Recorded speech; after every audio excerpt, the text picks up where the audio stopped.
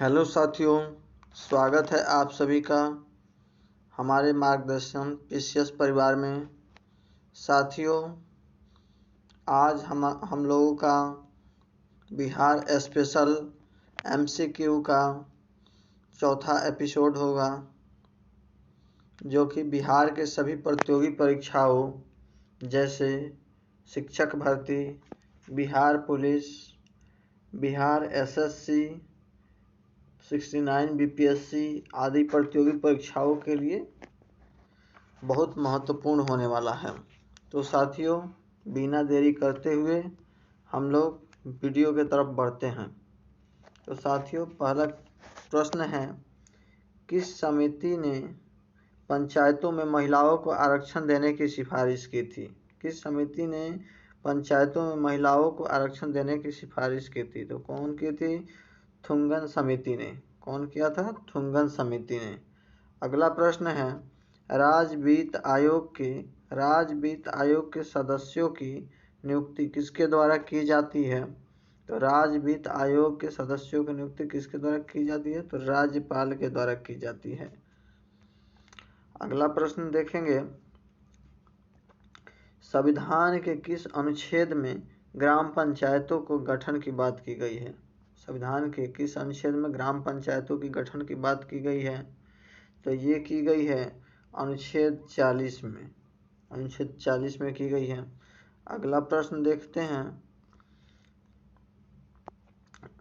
राज्य के महाधिवक्ता हेतु आवश्यक अहर्ताएं हैं। राज्य के महाधिवक्ता हेतु आवश्यक अहर्ताएं हैं। तो इसका आंसर हो जाएगा एलिफेंट।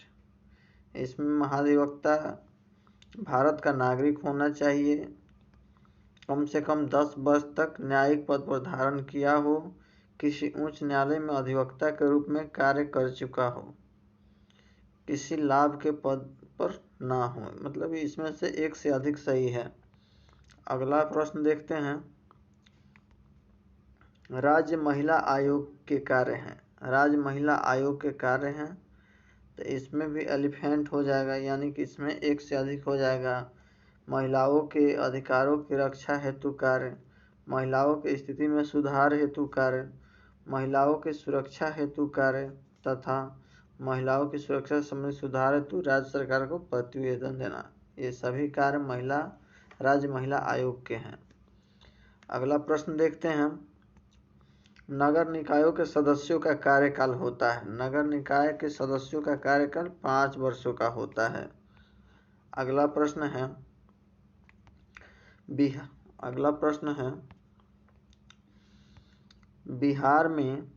बिहार में प्रमंडल तथा अनुमंडलों की संख्या क्रमशः है। तो बिहार में प्रमंडल तथा अनुमंडलों की संख्या, प्रमंडल 9 है तथा अनुमंडल 101 है। अगला प्रश्न देखते हैं, विधानसभा का विशेष सत्र बुलाने की शक्ति किसमें निहित है? तो ये निहित है राज्यपाल में।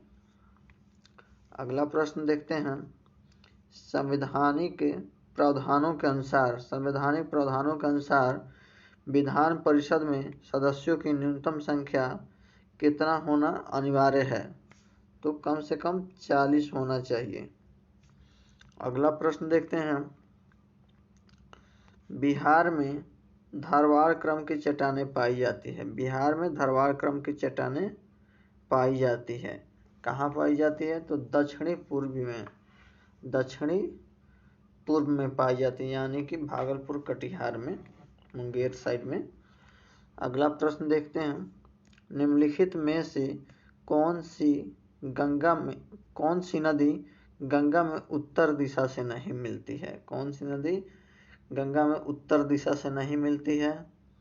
तो हो जाएगा इसका आंसर कर्मनाशा जो है उत्तर दिशा से नहीं मिलती है। बाकी बलान, घाघरा, कमला, ये सभी जो है उत्तर दिशा से मिलती है। कर्मनाशा जो है पश्चिम दिशा से मिलती है, दक्षिण दिशा से मिलती है कर्मनाशा।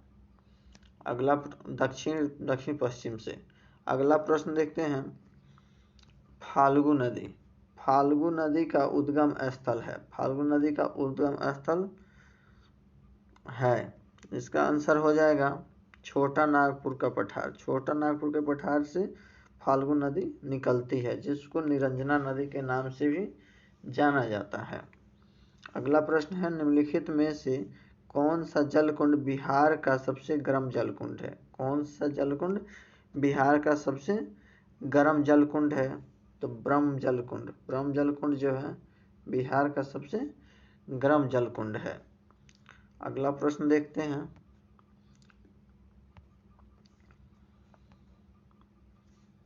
बिहार राज्य आपदा प्राधिकरण। बिहार राज्य आपदा प्राधिकरण की स्थापना किस वर्ष की गई थी? तो इसकी स्थापना जो है 2007 में की गई थी। अगला प्रश्न है, बिहार में कितने भूकंपीय क्षेत्र पाए जाते हैं? तो बिहार में 3 भूकंपीय क्षेत्र पाए जाते हैं। कितने पाए जाते हैं? 3 भूकंपीय क्षेत्र पाए जाते हैं। अगला प्रश्न है, विक्रमशिला गंगाई डॉल्फिन अभ्यारण्य कहाँ स्थित है? तो विक्रमशिला गंगाई डॉल्फिन अभ्यारण्य बिहार के भागलपुर जिले में स्थित है। अगला प्रश्न है, बिहार में किसानों की आय को बढ़ाने तथा कृषि समग्र के विकास हेतु प्रथम कृषि रोड मैप फर्स्ट का शुभारंभ कब किया गया था? तो इसका शुभारंभ सन 2008 में किया गया था।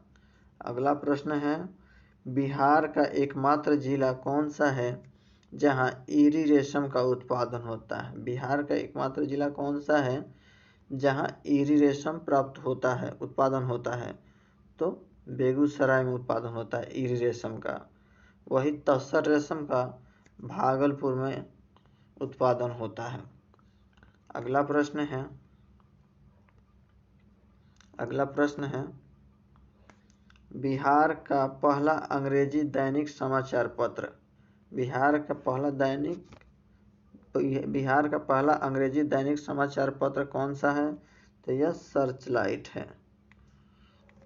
अगला प्रश्न है, महान स्वतंत्रता सेनानी जयप्रकाश नारायण को किस वर्ष भारत के सर्वोच्च नागरिक सम्मान भारत रत्न से सम्मानित किया गया था? तो 1998 में जयप्रकाश नारायण को भारत रत्न से सम्मानित किया गया था। अगला प्रश्न है, 2011 के जनगणना के अनुसार बिहार में नगरीकृत जनसंख्या प्रतिशत है। तो कितना है? 11.3%। कितना है? 11.3%। अगला प्रश्न है, बिहार के अधिकतम जनसंख्या घनत्व वाले जिलों का सही क्रम। तो बिहार के अधिकतम जनसंख्या घनत्व वाले जिलों का सही क्रम है शिवहर, पटना, तब दरभंगा। सबसे ज्यादा शिवहर में जनसंख्या घनत्व है। अगला प्रश्न है, गन्ने से गुण उत्पादन को उद्योग का दर्जा देने वाला देश का पहला राज्य कौन है? तो बिहार होगा। देश का पहला राज्य कौन होगा? बिहार होगा। अगला प्रश्न है, संविधान के किस अनुच्छेद के तहत बिहार में द्विसदनात्मक विधानमंडल की व्यवस्था की गई है? तो अनुच्छेद 168 के तहत जो है बिहार में द्विसदनात्मक विधानमंडल की व्यवस्था की गई है। अगला प्रश्न है, बिहार में विद्युत रेल इंजन कारखाना स्थित है। बिहार में विद्युत रेल इंजन कारखाना स्थित है। तो मधेपुरा में स्थित है। कहाँ स्थित है? मधेपुरा में। अगला प्रश्न है, 1857 के विद्रोह के समय पटना का कमिश्नर कौन था? तो विलियम टेलर था। कौन था? विलियम टेलर था। अगला प्रश्न देखते हैं, पटना में लगान परिषद का गठन कब किया गया? पटना में लगान परिषद का गठन 1770 ईस्वी में किया गया था। अगला प्रश्न है, बिरसा मुंडा को कब सोते हुए पकड़ा गया था? बिरसा मुंडा को कब सोते हुए पकड़ा गया था? तो 3 फरवरी 1900 ईस्वी को पकड़ा गया था। अगला प्रश्न है, 1908 में बिहार प्रादेशिक सम्मेलन में पृथक बिहार प्रांत के गठन का प्रस्ताव किसने रखा था? तो इसका प्रस्ताव मोहम्मद फखरुद्दीन ने रखा था। अगला प्रश्न है, बिहार में प्रथम बालिका विद्यालय की स्थापना किसने की थी? तो इसकी स्थापना श्रीमती अधोर कामिनी देवी ने किया था। किसने किया था? श्रीमती अधोर कामिनी ने किया था। अगला प्रश्न है,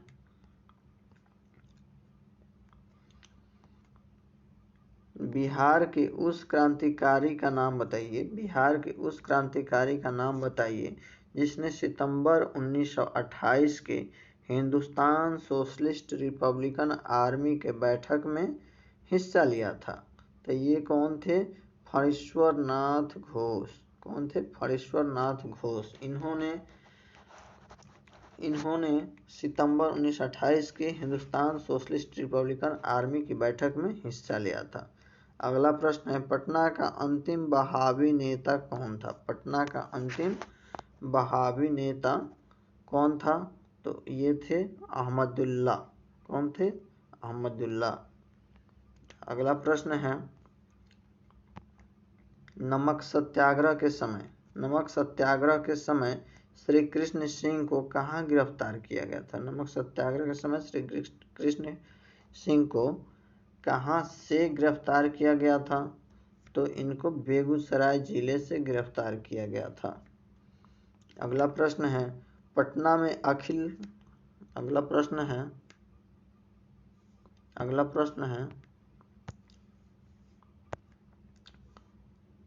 में अखिल भारतीय महिला सम्मेलन का आयोजन कब किया गया था? पटना में अखिल भारतीय महिला सम्मेलन का आयोजन कब किया गया था? तो 1929 में किया गया था। अगला प्रश्न है, असहयोग आंदोलन के दौरान प्रिंस ऑफ वेल्स का पटना आगमन कब हुआ? असहयोग आंदोलन के दौरान प्रिंस ऑफ वेल्स का पटना आगमन कब हुआ था? तो उनका आगमन 22 दिसंबर 1921 को हुआ था। कब हुआ था? 22 दिसंबर 1921 को। बिहार प्रांतीय प्रोविंशियल किसान सभा के प्रथम अध्यक्ष कौन थे? तो स्वामी सहजानंद सरस्वती थे। कौन थे? स्वामी सहजानंद सरस्वती। अगला प्रश्न है, बिहार में पहला कांग्रेसी मंत्रिमंडल का गठन कब हुआ था? तो इसका गठन जो है 20 जुलाई 1937 को हुआ था। अगला प्रश्न है, जयप्रकाश नारायण किस आंदोलन से संबंधित थे? तो जयप्रकाश नारायण जो है भारत छोड़ो आंदोलन से संबंधित थे। किससे संबंधित थे?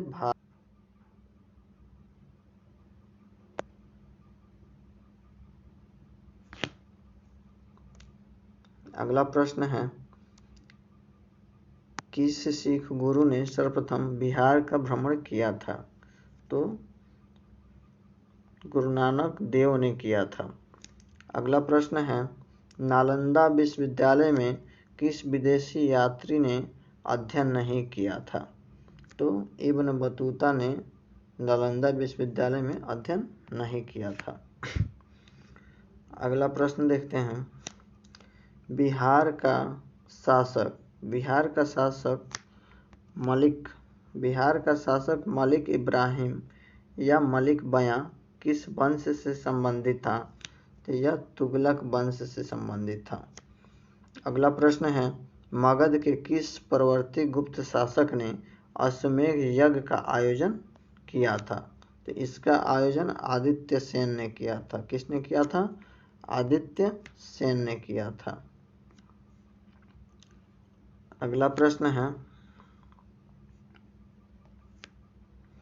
प्रयाग प्रशस्ति में किस सम्राट के विजय अभियानों की चर्चा की गई है? तो इसमें समुद्रगुप्त की चर्चा की गई है। अगला प्रश्न है,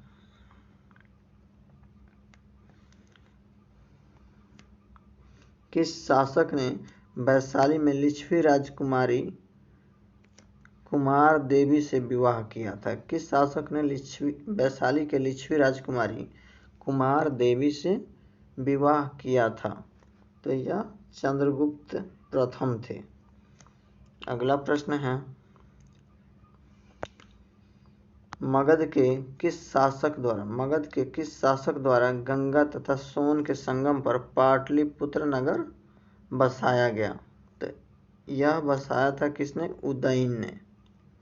अगला प्रश्न है, हर्यक वंश के किस शासक को कुणिक उपनाम से जाना जाता है? तो इसको यह अजातशत्रु को कुणिक के नाम से जाना जाता है। अगला प्रश्न है, बिहार से प्राप्त होने वाले अशोक के स्तंभलेख नहीं हैं। तो कौन से स्तंभलेख बिहार से प्राप्त नहीं हैं जो अशोक के हैं? तो इसका आंसर हो जाएगा रामपुरवा। बाकी सभी जो है अशोक के स्तंभलेख हैं। कौन कौन? तो लौरिया अरेराज, रुक्मिणी देई, लौरिया नंदनगढ़, यह जो है अशोक के स्तंभ लेख हैं। अगला प्रश्न देखते हैं, मगध के किस शासक को बौद्ध ग्रंथों में उग्रसेन तथा प्रचंड सेना का स्वामी कहा गया? मगध के किस शासक को बौद्ध ग्रंथों में उग्रसेन तथा अर्थात प्रचंड सेना का स्वामी कहा गया है? तो महापद्मनंद को कहा गया है। किसको कहा गया है? महापद्मनंद को। अगला प्रश्न है, पटना में स्थित गोलघर का निर्माण किस गवर्नर जनरल के काल में हुआ था? पटना में स्थित गोलघर का निर्माण किस गवर्नर जनरल के काल में हुआ था? तो यह हुआ था लॉर्ड कॉर्नवालिस के काल में। किसके काल में? लॉर्ड कॉर्नवालिस के काल में। अंतिम प्रश्न है, तिरहुत के किस वैनवार वंश के शासक के छत्र छाया में प्रसिद्ध कवि विद्यापति ने अपने काव्य की रचना की? तो ये शिव सिंह के छत्र छाया में इन्होंने, विद्यापति जी ने काव्य की रचना की।